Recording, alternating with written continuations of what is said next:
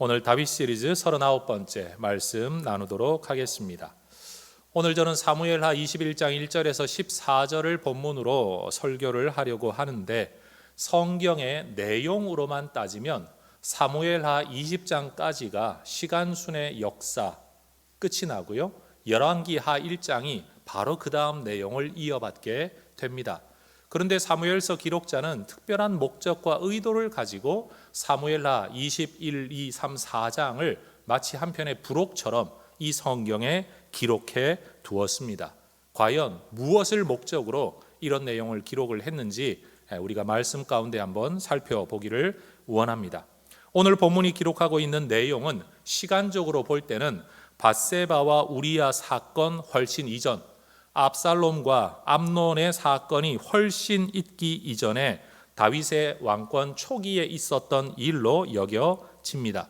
정확한 시기는 알 수 없지만 다윗의 통치 기간 가운데 3년간 아주 심각한 기근이 있었던 모양입니다. 여러분, 기근이 한 해만 와도 참 힘든데 3년이나 연속되었다라고 한번 상상해 보십시오. 백성들에게는 매우 심각한 사회 경제적 문제가 있었을 겁니다. 더군다나 이스라엘 사람들은 하나님을 섬기는 언약 백성이라서 가뭄과 기근이 이어지는 것은 언약적 저주라고 이해하는 신학적 사고를 가진 사람들이기 때문에 이 3년의 기근은 종교적으로도 굉장히 큰 문제로 여겨졌을 겁니다. 그리고 민심을 챙겨야 할 왕으로서는 정치적으로도 이 상황이 매우 어려운 상황이었을 거라는 거죠. 다윗은 하나님이 맡기신 백성들을 다스리도록 기름 부음 받은 왕으로서 국가적인 재난과 백성의 피폐한 삶의 문제를 가지고 먼저 하나님 앞에 나아가 기도합니다. 뭔 기도했겠습니까? 하나님, 기근의 문제 해결해 주십시오라고 기도를 했겠죠. 그러자 하나님은 기도하는 다윗에게 왜 이런 일이 있게 되었는가 이유를 설명해 주십니다. 1절 한번 보십시오. 여호와께서 이르시되 이는 사울과 피를 흘린 그의 집으로 말미암음이니 그가 기브온 사람을 죽였음이니라. 사울 때문이다, 피 때문이다, 기브온 사람들을 죽였기 때문이다, 하나님 말씀하십니다. 기브온 사람들은 원래 가나안 땅에서 살아가던 아모리 족속 가나안 원주민이었습니다. 그들은 출애굽 과정에서 하나님께서 이스라엘 백성들에게 애굽과 홍해와 광야에서 행하셨던 이야기를 소문으로 전해 듣고는 우리가 맞서 싸울 대상이 아니다 라고 빨리 마음의 결심을 하고 그들의 지도자를 여호수아에게로 보내서 평화 협약을 맺습니다. 이 공적인 언약을 통해서 기브온 사람들은 가나안 땅 안에서 이스라엘 사람들과 함께 살아갈 수 있는 근거를 얻게 되었다라는 거죠.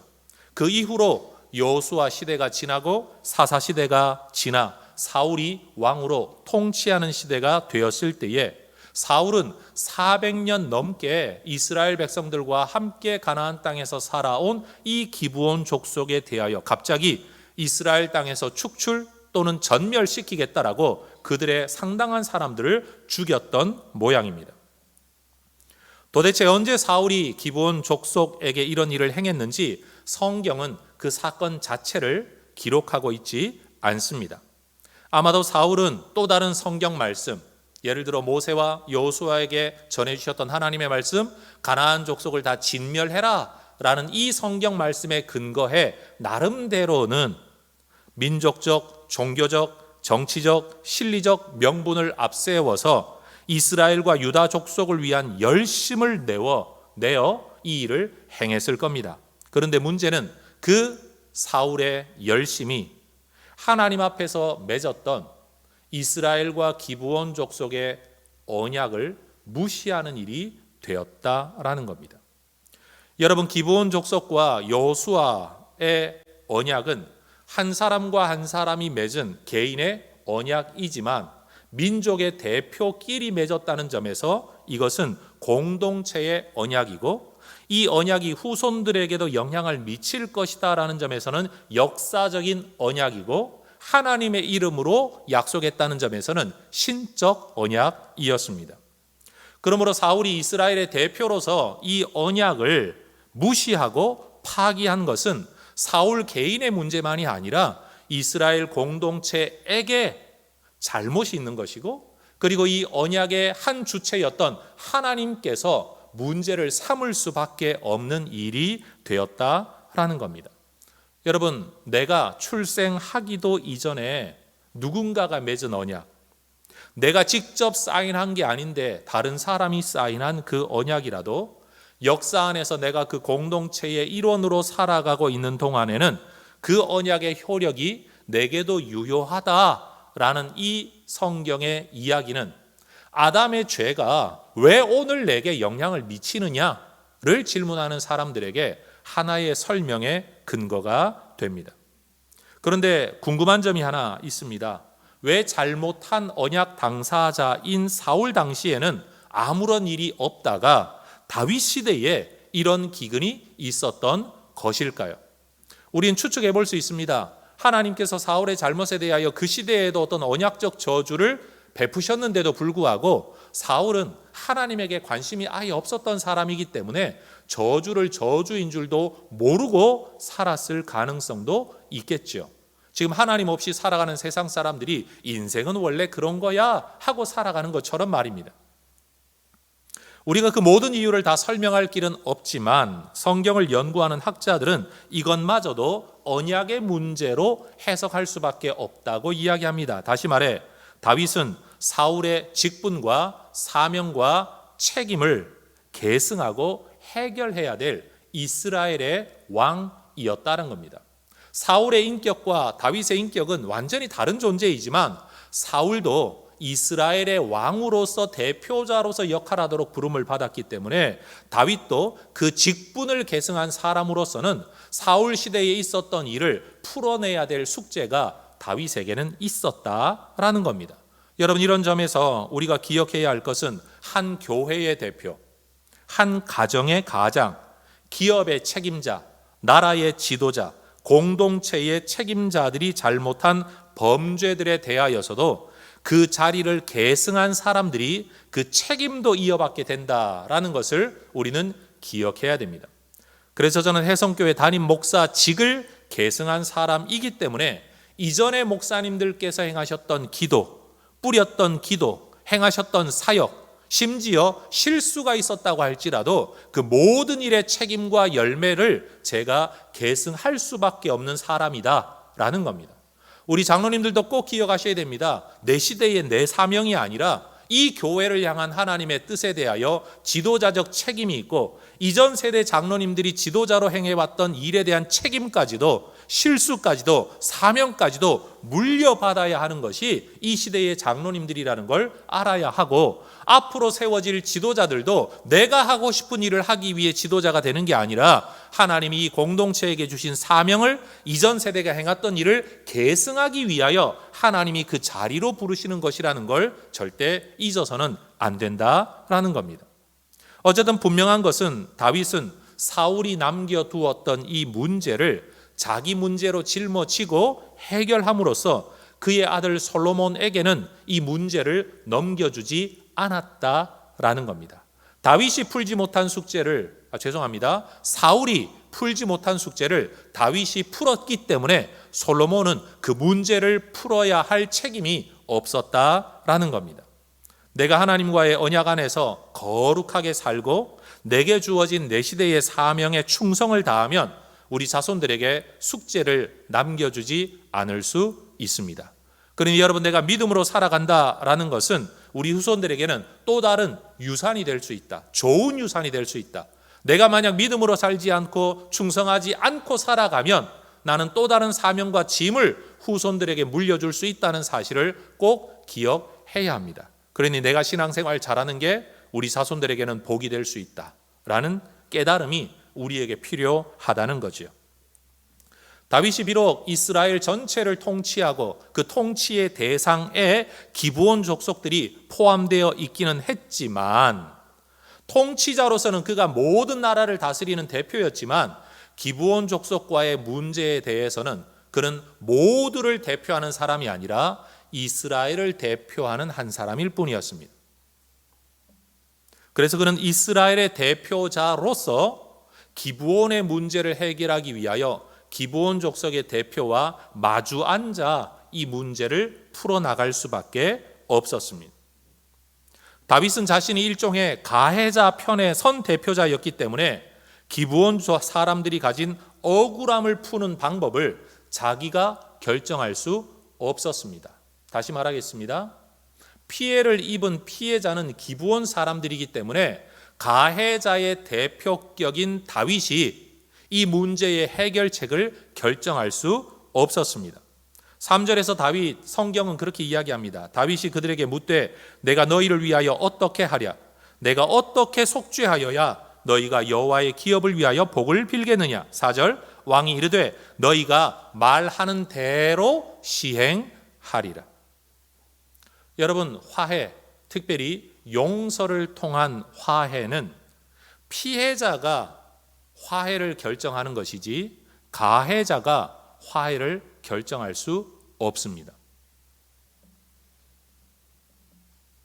누군가가 용서를 빌면 용서를 해주는 사람이 충분하다 되었다, 용서해 줄게 라고 해야 화해가 성립이 되는 것이지, 가해자가 이만큼 빌면 됐지 뭘 더 하란 말이냐 라고 말한다고 해서 화해가 이루어지는 게 아니라는 겁니다. 다윗은 기브온 사람들의 마음이 풀려 그들이 이스라엘을 위해 자발적으로 복을 빌 수 있을 만큼의 속죄 방법이 무엇인지를 자기가 결정하지 않고 너희가 뭘 원하든지 내가 그렇게 하겠다. 그리고 그 이유는 너희들의 마음에 맺힌 것을 풀어 너희가 우리를 축복할 때까지 원하는 무엇이든지 행하겠다라는 일종의 백지수표를 내어 주었습니다. 기브온 족속은 이 문제의 화해를 위해서 사울의 후손 7명을 매달아 죽게 해달라라고 요청을 합니다. 여러분, 한 사람도 두 사람도 아니고 굳이 7사람, 아니면 자기들을 거의 전멸시키려고 했다면 70명, 700명을 요구할 수도 있는데 굳이 7명을 요구하는 이유는 성경이 늘 가지고 있는 이스라엘 사람들의 문화, 충분하다라는 의미의 7이라는 숫자, 부족하지 않다, 이만하면 되었다라는 숫자의 요구입니다. 기브온 사람들이 굳이 그 몇 사람들을 죽이려 하는 것은 괘씸함과 복수 때문이 아닙니다. 이스라엘 공동체 안에서 자신들이 한 구성원이라는 사실을 공증하기 위하여, 그리고 그들한 자기들의 신분을 부정하는 사람들에게는 얼마나 중대한 벌이 주어질 것인가를 말 그대로 역사 앞에, 세상 앞에 드러내기 위하여, 일종의 역사적 판례로 남기기 위하여 이런 일을 요구했다라는 거죠. 다윗은 이 제안을 받아들입니다. 기브온 사람들은 죽어야 할 사람들을 누구누구라고 특정하지 않았습니다. 그냥 사울의 후손이라는 범위만 제시했을 뿐입니다. 왜요? 사울이 그 일을 행했기 때문에 그렇죠. 이제 사울의 후손 가운데 누구를 죽음에 내어 주어야 하는가 하는 것은 다윗이 가진 숙제가 되었습니다. 그런데 다윗에게는 고민이 하나 있습니다. 이전에 다윗은 요나단의 후손을 내가 책임지고 보호해 주겠다고 언약을 맺은 바가 있었습니다. 다윗은 기브온 사람들과의 언약을 지키기 위해 요나단과의 언약을 깨뜨리지 않았습니다. 그는 이 언약을 지키기 위해서도 여전히 요나단의 언약을 지키기 위해서 요나단의 아들 무비보셋은 이 죽음의 대상에서 제외시켜 주었습니다. 무비보셋은 혈통적으로는요, 사울의 직계 손자입니다. 사울의 아들 요나단, 요나단의 그 아들 무비보셋. 그는 죽어 마땅한 사람입니다. 왜요? 가장 직접적인 계통의 사람이기 때문에 그러하지요. 그런데 아버지가 다윗과 맺은 은혜의 언약 안에 그가 포함되어 있었다는 이유로 그 언약 무비보셋이 맺지 않았습니다. 아버지가 맺은 언약입니다. 그런데 내가 그 언약에 포함되어 있었다는 사람이라는 이유 때문에 그는 이 심판과 처벌의 죽음에서 제외, 면제받았습니다. 자기 능력 때문이 아니죠. 자기 공로 때문이 아니죠. 오로지 언약 안에 있었다는 이유 때문입니다. 지금 누군가가 죽는 것도 언약 때문이고 누군가가 살아나는 것도 언약 때문이라는 것을 우리는 기억해야 합니다.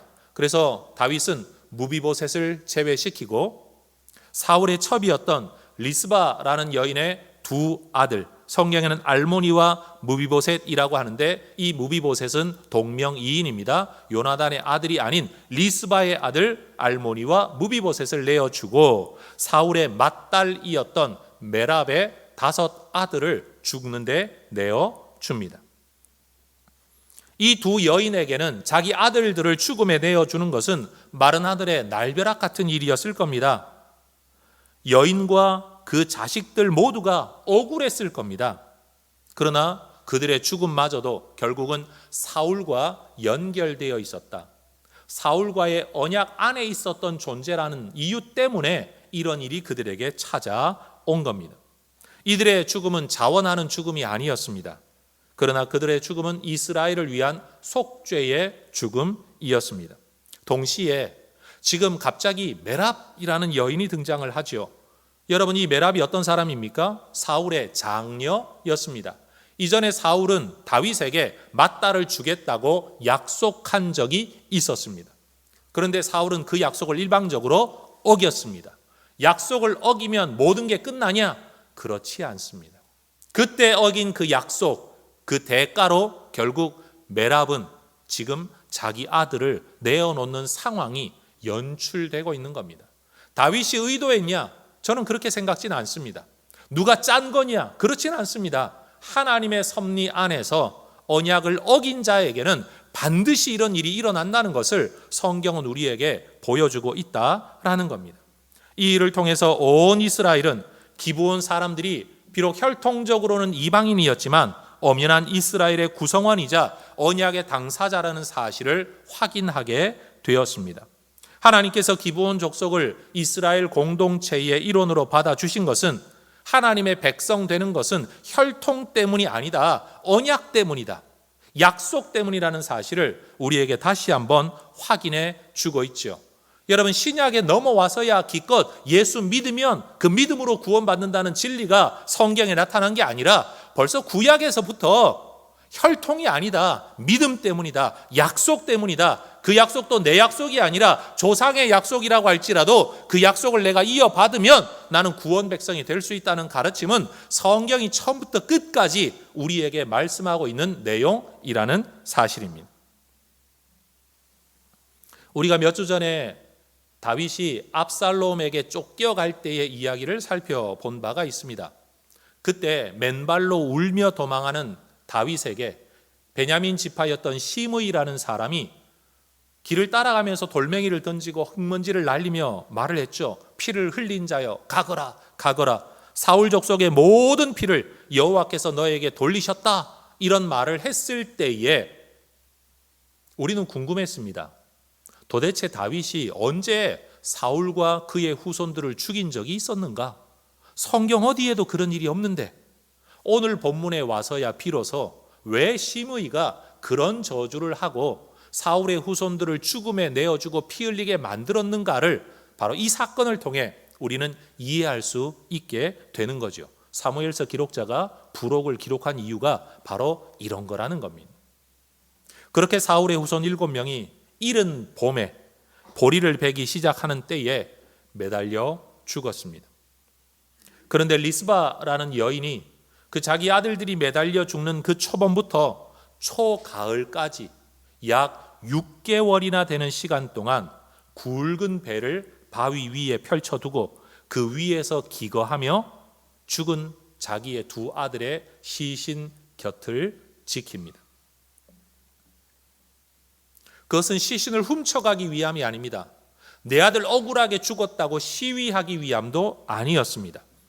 자기 아들들의 시신이 낮에는 새에게 저녁에는 들짐승에게 훼손당하지 않게 하기 위하여 그 여인은요 6개월 동안이나 자기 아들들의 시신이 썩어가는 과정을 지켜보면서 이 일을 행했다는 겁니다. 여러분, 죽은 아들 입관하는 모습만 보아도 혼절하게 될 텐데 그렇게 죽은 아들들 2씩이나 만약에 오늘날 화장을 한다면 화구에 들어가는 것만 보아도 여러분 가슴이 미어지고 정신이 혼절할 텐데 그 멀쩡한 아들들이 6개월 동안 말라가고 썩어가는 과정을 이 여인이 지켜보았다는 겁니다. 유대인들에게는 시체가 장사되지 않는 것, 동물들에게 먹히는 것, 조상의 묘 안에 들어가지 못하는 것들은 일종의 저주로 받아들여졌습니다. 이 여인은 자기 아들들이 언약에 대한 책임을 지고 있기는 하지만 또 다른 저주를 받은 자로 여겨지기를 원치 않았던 겁니다. 대단한 어머니의 사랑인 거죠. 리스바의 이야기가 다윗에게까지 전해졌습니다. 다윗은 이 이야기를 듣고 너무 큰 감동을 받았습니다. 그래서 그는 명령을 내립니다. 이전에 사울과 그의 아들 요나단이 여러분 죽임을 당하고 난 뒤에 벳산 성벽에 매달려 있을 때 길르앗 야베스 사람들이 죽음을 무릅쓰고 그 시신을 탈취해 와서 이미 부패했기 때문에 화장을 하고 자기들이 정한 어느 묘에 묻어둔 것을 이장해 옵니다. 그리고 지금 죽은 이 7명의 유골 그것도 다 수습을 해서 그들을 사울의 아버지였던 기스의 묘에다가 다 장례를 지내줍니다. 여러분, 사울도 요나단도 조상의 묘에 묻히지 않았다는 사실은 저주라고 말할 수 있습니다. 지금 이 7명의 죽음도 저주라고 말할 수 있습니다. 그런데 다윗은 그들이 저주받은 자가 아니다. 이스라엘을 위한 용사들의 죽음이요 속죄의 죽음이라는 예를 표하고 있는 겁니다. 아마 백성들은 다윗의 이 일을 통하여서 다윗이 무슨 억한 분노의 마음을 가지고 사울 집안에 대하여 복수하기 위하여 이런 일을 했구나라고 생각하지는 않게 되었을 겁니다. 그리고 14절은 이렇게 이야기합니다. 그 후에야 하나님이 그 땅을 위한 기도를 들으시니라. 제가 여러분에게 한번 질문 드려보겠습니다. 3년의 기근이 지속되는 과정에서 백성들과 다윗이 기도를 했을까요? 하지 않았을까요? 했겠죠. 간절히 기도하는데도 응답이 없었습니다. 왜 응답이 없느냐고 탄식도 했을 겁니다. 그런데 오늘 성경은 말합니다. 그 후에야 하나님이 그 땅을 위한 기도를 들으시니라. 여러분, 기도는 간절히 한다고 응답되는 게 아닙니다. 풀어야 할 것을 풀어야 기도가 응답이 되는 겁니다. 뜻하지 않은 3년 기근으로 매우 곤란한 지경에 처했던 다윗, 이 언약의 문제를 해결함으로 기도 응답을 받았습니다. 이 과정에서 다윗은 하나의 언약을 지키고 하나의 문제를 풀기 위하여 또 다른 언약을 어기지 않았습니다. 기브온과의 언약을 지키기 위하여 요나단과의 언약, 그 이전에 있었던 사울과의 언약을 그는 어기지 않았습니다. 다윗은 하나님의 언약인 기름 부음에 충실한 사람이었지만 동시에 사람과의 언약에도 그는 충실합니다. 다윗은 하나님 앞에서 신실한 언약의 왕인 동시에 언약의 신실한 모습으로 살아가고 있었다는 겁니다. 저는 오늘 이 설교를 통해서 우리 성도님들께서 인생의 문제를 바라보고 해석하는 하나의 관점을 배울 수 있기를 소망합니다. 이 관점이 인생의 모든 문제를 푸는 해석의 열쇠가 될 수는 없습니다. 모든 기도 응답되지 않는 것이 이 문제 때문이다, 틀린 말입니다. 그러나 어떤 기도 응답이 없는 것은 이 문제 때문일 수도 있다라는 생각을 해보시라는 말입니다. 사울의 죄로 인해 공동체에 기근의 재앙이 임하고 이에 대하여 피의 속죄가 이루어짐으로써 이 문제가 해결되었다, 이 이야기를 하면 그래, 예수님의 피로 우리의 문제가 해결돼 라는 말로 해석할 수도 있지만 단순히 영적 구원의 문제로만 이 구절을 적용할 게 아니라 이 땅을 살아가며 하나님 앞에 기도하는데도 우리의 문제가 풀려지지 않는 그리스도인의 일상의 삶에서도 이 원리가 적용될 필요가 있다라는 겁니다. 다시 한번 말하건대 우리 삶에서 오랫동안 해결되지 않는 모든 문제가 이 원인 때문이다 라고 말할 수는 없습니다. 그러나 어떤 문제는 이런 원인 때문일 수도 수 있다라는 가정 속에서 저는 4가지 내용으로 오늘 설교의 결론을 맺고자 합니다. 첫 번째, 우리는 혹시 하나님의 이름으로 약속하고 말해놓고서도 잊어버리고 살아가고 있는 것은 없는가를 돌아보아야 합니다. 우리 예수쟁이들이 말만 하면 하나님을 앞세웁니다. 그런데 하나님만 앞세우면 사람에 대한 책임은 안 해도 되고 덜 해도 되는 것으로 여기는 잘못을 범할 때가 너무너무 많습니다. 하나님 이름만 앞세운다고 모든 것이 무시되어질 수 있는 게 아닙니다. 시편 15편 1절과 4절의 말씀을 보면 주의 장막 안에서 주의 은혜 안에서 살아갈 수 있는 사람들이 누구인가? 라고 질문을 해놓고 그 대답 가운데 하나가 내게 손해가 되더라도 약속한 것은 반드시 지키는 사람이 하나님의 장막 안에서 하나님의 은혜 안에서 살아갈 수 있는 사람이라고 성경은 가르치고 있습니다. 성도 여러분, 손해가 되더라도 약속은 꼭 지키는 하나님의 사람들 되시기를 축복합니다. 그래야 은혜의 장막 안에서 살아갈 수 있습니다. 우리가 하나님의 은혜를 받고 하나님의 복을 누리는 길은 그저 종교적인 열심만 품는다고 되는 게 아니라 하나님에 대한 약속, 사람에 대한 약속에 성실해야 된다는 겁니다. 그러니 여러분, 약속 함부로 해서는 안 됩니다. 그래서 예수님도 함부로 맹세하지 마라 라고 말씀하신 겁니다. 그러나 반대로 했다면 손해가 되더라도 지키는 것이 옳다. 만약 그것이 누군가에게 억울함이 되고 그의 마음속에 저주를 품고 있다면 그것이 내 인생길을 막을 수도 있다라는 가능성을 우리는 생각해야 합니다. 예수님께서도 사람하고 맺힌 것을 먼저 풀어야 하나님과도 풀린다라고 말씀하셨습니다. 너 예물 드리고 예배 드리겠다고 나와왔는데 사람에게 원망 들을 만한 일이 있다면 예물 드리기 전에, 예배 마치고 가서 푸는 게 아니라 예배 드리기 전에 먼저 풀고 그 다음에 와서 예배를 드려야 예배가 된다라고 말씀하셨다는 겁니다. 그런데 여기에서 원망 들을 만한 일이라는 것은요, 그저 다른 사람을 서운하게 했다라는 해석이 아닙니다. 말 그대로 그건 언약적 성실을 놓쳐버린 거죠. 여러분, 우리가 일생을 살면서 어떻게 다른 사람 섭섭하거나 서운하지 않게 살아갈 수 있겠습니까? 능력이 부족한데 어떻게 욕 안 먹고 원망 안 듣겠습니까? 그런 이야기를 하고 있는 게 아닙니다. 약속한 것에 대하여 누군가에게 원한을 쌓게 하는 일이 있다면 먼저 가서 풀고 그 다음에 와서 예배를 드려야 된다. 성경 그렇게 가르치고 있습니다. 여러분, 사람하고 맺혀 있으면 하나님하고의 관계에도 맺히는 겁니다. 열리지 않습니다. 땅에서 풀어야 하늘에서도 풀립니다. 사람이 나에 대하여 맺혀 있는 걸 풀어주어야 하나님께서도 나에 대하여 뭔가를 풀어주신다는 겁니다. 사울은 이스라엘과 유다 족속을 위한 열심 때문에 기브온 족속들을 해했다. 성경 그렇게 이야기합니다. 하나님께서 해석하신 겁니다. 사울이 그렇게 말한 거 아닙니다.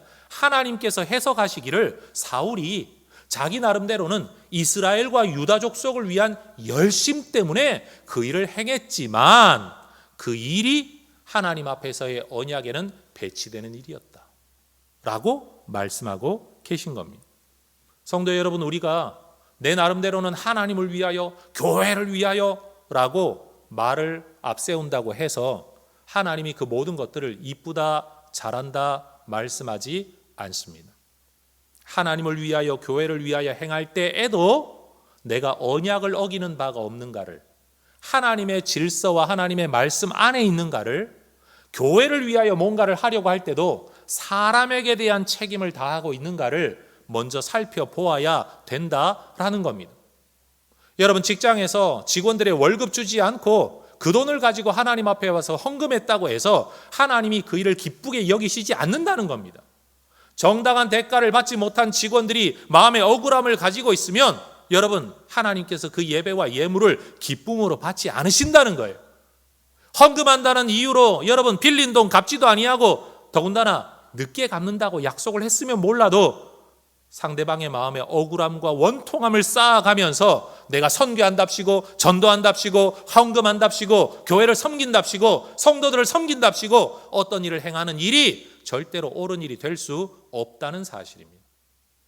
전 한국 교회 안에 잘못 가르쳐진 부분이 바로 이거라고 생각합니다. 하나님이라는 이름만 앞세우면 모든 문제가 다 잠재워질 수 있는 것처럼 여기는 이 잘못된 사고방식, 마치 세상이 돈이면 다 된다 라는 이 사고방식, 죄송해요, 못 배운 사고방식 가지고 있는 것처럼 예수쟁이들이 못 배운 사고방식을 가지고 있어요.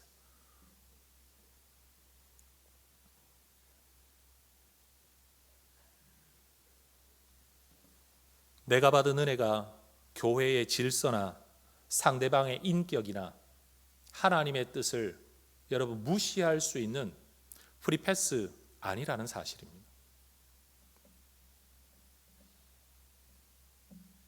다윗이 사울을 절대 죽일 수 없다라고 여겼던 가장 큰 이유를 성경은 그가 하나님의 기름 부음 받은 자가 되기 때문이다 라고 기록을 했습니다.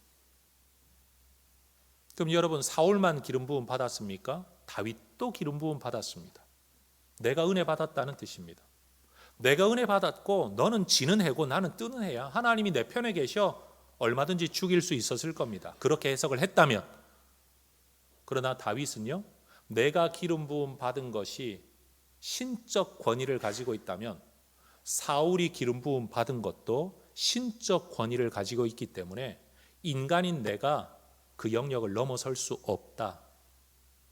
그래서 내가 고생하는 일이 있더라도 손해를 보는 일이 있더라도 나는 그 선을 넘어설 수 없다. 그 언약을 침범할 수 없다. 이게 다윗이 가지고 있었던 믿음이라는 겁니다.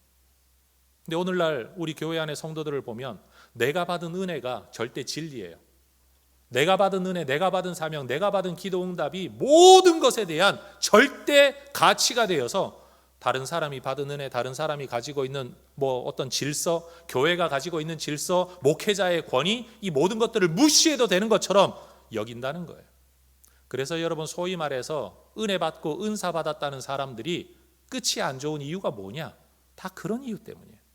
하나님의 질서를 허물어뜨려 버렸기 때문에, 하나님의 영역을 함부로 넘나들기 때문에, 내가 받은 응답이 잘못된 게 아니라 그 응답을 가지고 살아가는 그의 태도가 어긋나 있기 때문에 여러분 그는 하나님의 장막 안에서 평안한 삶을 살아갈 수 없는 인생이 되고 만다는 사실이에요. 우리가 하나님 앞에서 행하는 결혼 서약, 세례 서약, 임직 서약은 세상이 사람과 사람이 만나 맺는 언약하고는 완전히 다른 차원입니다. 우리는 사람과 사람 사이의 언약을 맺지만 예배 가운데 하나님 앞에서 이 언약을 맺고 있습니다. 이 언약에 성실하지 않으면 상대방만 마음 상하는 게 아니라 하나님의 마음이 상합니다. 하나님의 은혜가 임할 수 없는 겁니다. 성도 여러분, 하나님 앞에서 행한 어떤 서약이라도 비록 해로울지라도 여러분에게 손해가 되는 일이 있더라도 여러분 지켜가시기를 주의 이름으로 축원합니다. 그래야 길게 갈 수 있습니다. 그래야 진짜 평안의 복을 누릴 수 있고 형통의 복을 누릴 수 있는 겁니다. 두 번째, 하나님에 대한 신앙은 반드시 사람에 대한 신실함으로 실천되어야만 합니다. 다윗이 내가 하나님의 기름 부음 받은 사람, 하나님의 선택받은 족속이라는 이유 때문에 자기 백성들 안에서 종처럼 살아가고 있는 기브온 족속을 함부로 대해서는 안 되었습니다. 왜요? 그들도 언약의 백성이었기 때문입니다. 누구든지 하나님의 이름을 듣고 그 언약 안에 들어오면 하나님은 그들을 언약의 백성으로 존중해 주십니다. 하나님이 존중하는 백성을 여러분 우리가 함부로 하대하거나 무시하면 그것은 곧 하나님에 대한 문제가 된다라는 거죠. 바울은 우리를 일컬어 우리 안에 성령이 거하시는 성령의 전, 성전이라고 말을 했습니다. 그럼 우리는 내가 하나님의 성전이야 이것만 감격하는데 여기에는 책임이 따르죠. 어떤 책임이요? 예수를 믿고 성령을 모신 모든 그리스도인들을 바라볼 때마다 저들은 성전이야. 내가 저 사람을 함부로 침범하고 인격을 모독하고 해하는 일을 해야 하는 건 내가 성전을 회방하는 일을 하고 있는 거야. 이런 사고방식을 가져야 된다는 거예요. 내가 하나님의 성전이라는 감격만 가지고 살 게 아니라 하나님을 섬기는 다른 사람을 성전으로 보는 존중함이, 조심하는 마음이 우리에게 있어야 된다는 거예요. 하나님을 믿는 우리에게 있어서 이러한 인간관계, 사회생활 그리고 윤리의 근거는 세상 사람들과는 달리 우리는 이 모든 근거가 하나님과의 관계에서 출발합니다. 예수를 믿든 안 믿든 그가 하나님의 백성이라는, 하나님의 피조물이라는 관점에서 출발해야 되고, 하나님이 그를 이 땅에 있게 하셨다, 믿든 안 믿든 하나님의 주권 안에 저 사람을 하나님이 이 땅에 보내셨다, 하나님이 개입하고 계신다, 그런 면에서 저는 이 세상에 존재하는 모든 사람들이 신성하다라고 말하고 싶어요. 세이클, 구분되었다. 왜? 하나님의 뜻이 개입되어 있기 때문에. 누구를 대하든 하나님의 피조물이라는 존중감, 내가 사람을 대하는 이 모습이 곧 하나님을 대하는 것이라는 그 마음이 우리에게 필요하다는 겁니다. 하나님은 사람을 신실하게 대하시기 때문에 하나님은 하나님의 자녀들도 하나님과 사람을 신실하게 대하기를 원하고 계십니다. 이것이 바로 기독교 윤리의 기초입니다. 세 번째, 우리는 공동체의 역사적 죄를 지금 내가 갚아야 할 죄라고 여길 줄 알아야 합니다. 다윗은 사울의 죄를 짊어지고 자기가 그 문제를 해결해야만 했습니다. 그것이 그 공동체를 이어받는 사람으로서, 이전 범죄한 자의 직분을 이어받은 자로서 그에게 물려진 책임이었습니다. 사명은요, 내가 하고 싶은 일이 사명이 아닙니다. 하라고 맡겨진 일이 사명입니다. 오늘날 교회 안에서 많은 사람들이 비전 이야기를 하는데, 비전은 내가 꾸는 꿈이나 드림이 비전이 아니라 하나님이 맡겨주신 사명이 비전입니다. 다윗은 자기의 해결, 자기의 형통을 위해 이 문제를 푼 게 아니라 사명에서 나오는 책임을 위해 이 문제를 풀었고, 물론 그 결과로 혜택 자기도 누렸습니다. 그러나 본질은 자기 일이 아니었습니다. 같은 언약 안에 들어있으면 언약 공동체의 일원이 범한 죄를 내 죄로, 공동체의 죄로 여길 줄 알아야 됩니다. 여수아서에 나오는 아간의 범죄, 사도행전에 나오는 아나니아의 범죄는 바로 이런 관점에서만 해석이 가능한 겁니다. 우리나라도 지나간 시대, 특별히 개발 발전 시대에 지도자들이 뭔가 좀 더 잘해보겠다는, 이 나라를 위해, 이 백성들을 위해, 민족을 위해 잘해보겠다는 열심을 가지고 행했던 일이지만, 누군가를 억울하게 하거나 그들의 가슴에 맺힌 한이 있게 만든 어떤 일이 있다면 성도들과 교회는 그것을 어쩔 수 없는 일 또는 있을 수도 있는 일로 여길 것이 아니라 그들의 맺힌 마음을 풀어주기 위하여 우리가 속죄하고 우리가 뭔가를 행하려는 노력을 하는 것이 마땅하다라는 겁니다. 개인주의가 지상 가치처럼 여겨지는 오늘날 교회 안에서도 신앙은 하나님하고 나하고 1대1이야. 딴 사람 다 필요 없어. 목사도 필요 없어. 공동체도 필요 없어. 라고 말하는 분들, 내가 복 받으면 그만이라고, 하나님이 내게 은혜를 주셨으니 곧 하나님이 나를 인정하시는 것이야 라고 생각하며 살아가는 분들은 오늘 이 말씀을 통해서 신앙이라는 것은 하나님과의 관계라는 것은 지극히 개인적인 영역뿐만 아니라 공동체적이고 언약적인 부분이 있다는 것을 여러분이 꼭 배울 수 있기를 소망합니다. 그래서 여러분, 예배는요, 어느 교회든지 가서 예배 드리면 돼. 예배는 그래요. 그런데 신앙생활은 그렇게 할 수 없어요. 하나님은 우리를 점조직으로 부르지 않으셨어요. 하나님의 구원 공동체에 한 몸으로 부르셨지, 너 따로 있고 너 따로 있고 너 따로 있으니까 다른 사람 신경 안 써도 돼, 너 혼자만 나 사랑하고 너 혼자만 나 예배하면 돼, 이렇게 부르신 적이 없다는 겁니다. 성경 한번 다 뒤져보세요. 그래서 네 번째, 마지막으로 교회를 통해 예수 믿고 교회 공동체로 부름받은 우리는 내가 살아가는 이 땅에서의 삶, 사명, 신앙생활, 인생이 결단코 교회와 분리되거나 하나님의 백성 공동체와 분리될 수 없는 것이라는 것을 여러분이 꼭 배우실 수 있기를 소망합니다. 하나님은 우리를 구원 백성의 공동체의 한 사람으로 부르신 거지, 이 사람들하고 아무 상관없는 사막의 한 사람으로 우리를 부르지 않으셨습니다.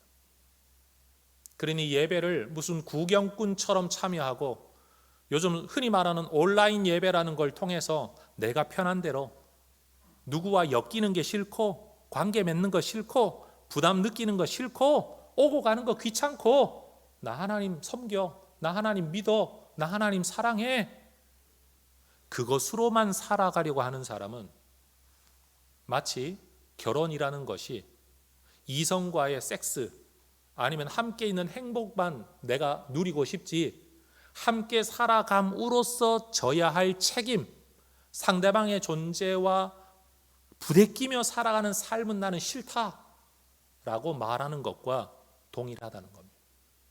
그래서 성경은 동거를 지지하지 않습니다. 혼전 성관계, 혼외 성관계를 지지하지 않습니다. 왜냐? 그것은 상호 책임, 삶의 연대 속에서 누리는 기쁨으로, 책임 있는 생명에 대한 책임으로 하나님이 우리에게 허락하신 바이기 때문에 그렇습니다. 전 우리 혜성교회 성도들이 최소한 이 하나님 나라의 삶의 원리가 무엇이며 하나님의 백성된 삶의 원리가 무엇인가를 제대로 배워서 올바른 관점, 옛 어른들의 표현에 의하면 잘 배운 집안의 자식처럼 그런 하나님의 자녀들로 저는 살아가실 수 있기를 소망합니다. 여러분, 부모가 평안하지 않은데 평안을 누릴 수 있는 자식이 어디 있습니까? 교회가 평안하지 않은데 행복한 그리스도인은 저는 가짜라고 생각합니다. 성경 시편 122편 6절에 이런 구절이 있습니다. 예루살렘을 위하여 평안을 구하라. 예루살렘을 사랑하는 자는 형통하리로다. 내 형통이 어디에서 오냐? 예루살렘의 평안에서 온다. 아니, 예루살렘하고 나하고 무슨 상관이 있냐? 저는 지금 지명의 예루살렘을 말하는 게 아닙니다. 하나님께서 하나님의 백성들에게 말씀하시고 가르치시기를 너희의 삶의 평안이 어디에서 오냐? 너 개인 하나 잘 되는 데서 오는 게 아니다. 하나님의 백성 공동체의 평안에서부터 너희의 평안이 오는 것이다. 성경은 우리에게 그렇게 가르치고 있는 겁니다. 성도 여러분, 하나님과 사람에게 행한 모든 약속에 성실한 여러분 되시기를 축복합니다. 지나고 나면 그만이다, 못하면 어쩔 수 없지, 그렇죠. 어쩔 수 없는 형편도 있을 겁니다. 그런데요, 그게 만약 내 기도를 가로막는 맺힘의 이유가 된다면 여러분의 인생은 절대로 잘 풀려질 수가 없는 겁니다. 아, 목사님, 그럼 예수 믿는 사람들만 그런 짐을 지고 살아야 됩니까? 우리가 더 많은 짐을 지고 사는 게 아니라 맺혀 있는데도 맺혀 있는 줄도 모르고 살아가는 사람들 가운데 하나님은 그 맺힘을 푸는 방법이 무엇인가를 성경을 통해서 우리에게 알려주신 거라는 걸 여러분이 알아야 됩니다. 많은 교인들이 야 예수 믿음이 힘들어 피곤해 라고 이야기하는데, 여러분 예수 모르는 삶이 죽음의 삶이고 저주의 삶이라는 이야기를 여러분이 믿는다면 그런 말 하시면 안 되죠. 정말 하나님 안에서 누리는 은혜, 이게 얼마나 귀한 것인가를 아는 사람이라면 예수 믿고 사는 건 피곤해가 아니라 예수 믿고 사는 게, 이런 걸 배우며 살아가는 게 얼마나 큰 은혜냐. 나 아마 죽을 때까지 이런 일이, 내 인생이 왜 이런지도 모르고 살았을 삶인데 오늘 성경을 통하여 해석의 한 관점을, 문제 해결의 한 관점을 내게 가르쳐 주시니 하나님이 내 인생을 복 주시기 위함이라는 것을 여러분 우리가 깨달을 수 있기를 소망합니다.